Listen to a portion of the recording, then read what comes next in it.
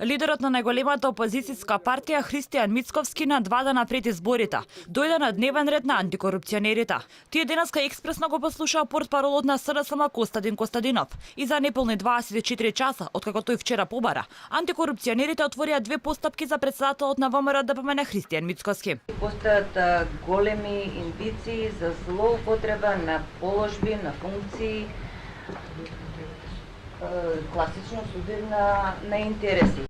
Вчера Костадин Костадинов ја повека антикорупцијска да ги испита сомневањата и да отвори постапка за Мицковски по допрен глас. Државната комисија за спречување на корупцијата мора и треба да постапи по допрен глас и да го истражи ова основано сомнение за судир на интереси.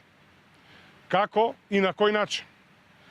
Токму Мицковски и неговата компанија добиле бизнис со хидроцентрали.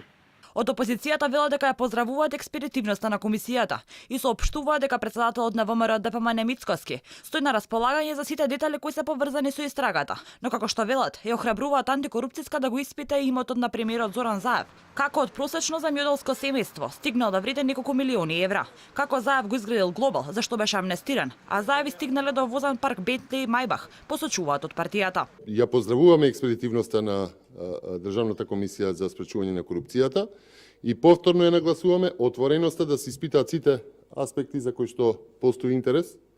Воедно ја охрабруваме комисијата со истиот жар, истиот ентузијазам и експедитивност да го испитаат и имотот на премиерот Зоран Заев.